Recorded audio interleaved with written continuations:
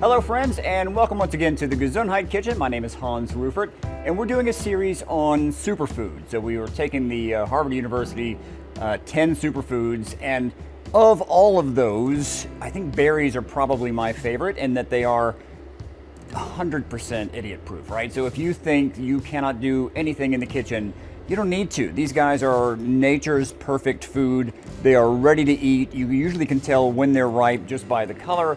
And so if it's not as mysterious as like a pineapple or a melon where you have no idea are they ready, these you can look at them and go, oh my God, these are perfect. So I love them, and we're gonna go and visit with Dr. Ellen Steinberg in a minute to talk about sort of the science behind that. But first, I'm gonna put together for you something that everywhere I travel in Germany as a child, every region would lay claim to this dessert called rote Grütze.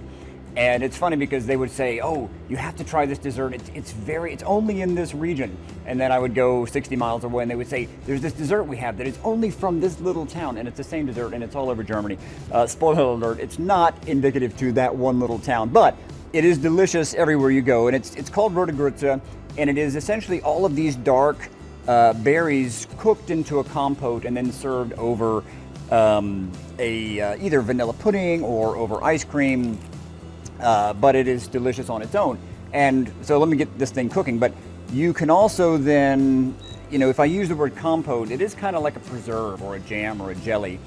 And it is fantastic warm over, like I said, anything, over a piece of cake or ice cream or vanilla pudding. But it's also great cold on toast, or as you may have seen me do in previous episodes, you can actually make a great vinaigrette out of that. So you can use that as a way to preserve the flavors. So I've got a little bit of butter heating up in a skillet, and I'm going to use, this is the Truvia, which is a granulated stevia product. Now you can use sugar as well if you can tolerate sugar, but a lot of folks, myself included, have a hard time with high sugar foods, especially post-gastrectomy. And the berries themselves, of course, are sweet, so I'm not trying to do like a jam or a jelly where I have a pound of sugar in there. I just want to make essentially a sauce that's going to bind all of these fruits together. And making a compote like this is a great thing to do sometimes when you go to the store and berries are buy one get one free, or you buy the larger container because you're sure you're going to eat them all, and then before you know it, they're starting to get a little on the squishy, not so great side. So this is a great way to take those slightly overripe or softened fruits and preserve them in a way that you can utilize them whenever you want to do that. So no real rhyme or reason other than I'm putting roughly equal parts of whatever berries I have on hand. In this case, it's blueberries, strawberries, it's going to be some blackberries. Now, cranberries would be good in here also, but cranberries take considerably longer to cook. And so for the purposes of time, I'm going to omit the cranberries, but especially around the holiday season, you'll find cranberries, they'll be expensive and then they'll be almost free. They'll have sometimes 2 for $1. I buy cranberries at that point and put them in my freezer. They are fantastic frozen. And even though we think of them as a sort of holiday time fruit, and they are typically in the fall, they are delicious year-round, especially if you make a compote with them. Then they're easy to put into smoothies or utilize them in a vinaigrette. So I'm going to let this kind of cook down. I'm going to add the juice of about half a lemon. And while this is doing its magic, we're going to visit with Dr. Ellen Steinberg. I had a chance to visit with her recently to talk about all the superfoods, but particularly this is the one that I think the two of us are the most excited about.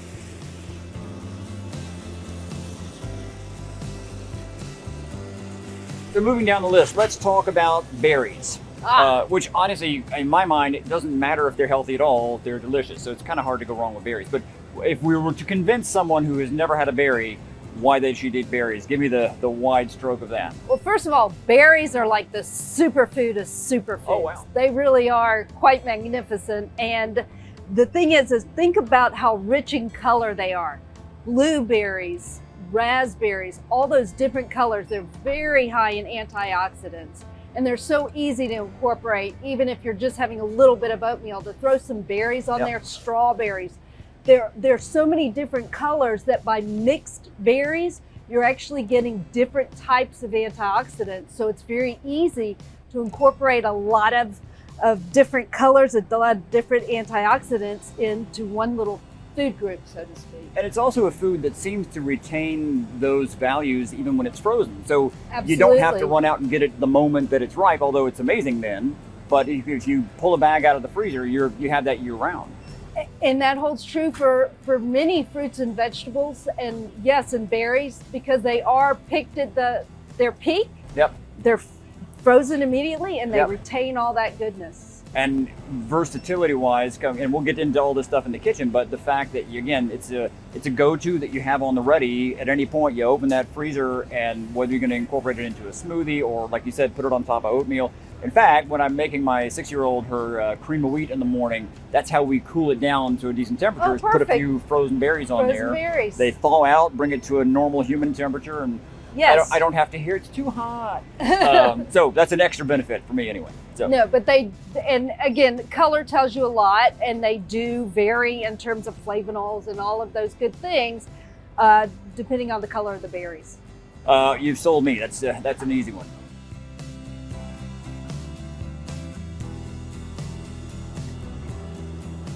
So I'm adding the raspberries last because they are the softest of these fruits, of this particular variety that I have right here.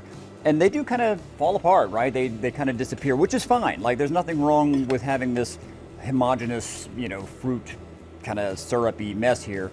But it is also nice to have little bites of the individual fruit. So I'm not going to cook this to death. I'm not going to cook it all the way down.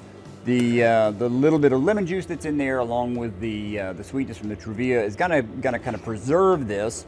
Plus the fact that we've kind of cooked it down. So this will hold in the refrigerator easily 2-3 weeks if you leave it there that long. And it's a great thing to add also if you're making like a yogurt parfait. Anytime you need that little bite of sweetness. Not that I have to convince you that you need to eat more berries, I don't think, because again, they are ridiculous, just no assembly required as is. But in a combination like this, even on cheese, like if you like a goat cheese or just cream cheese, a simple appetizer, take a little bit of a neutral cheese, and you could put a spoonful of a cold compote like this on the top of that, and it's just a great combination. So you can let this cook down to whatever degree you like. You can see that the raspberries are already starting to kind of break apart. So I'm going to cut it off right here, and then we are going to serve this on top of some oat milk, not because it's trendy, but because with no stomach, I have a hard time digesting dairy, as do many people. So for me, these plant-based ice creams have been it's been exciting. It's allowed me to eat ice cream again, whereas before I typically had to avoid it. And I love to eat this kind of at that magic moment where you've got the cold ice cream and you've got the warm berries that I'm going to kind of put kind of beside it, a little bit over the top.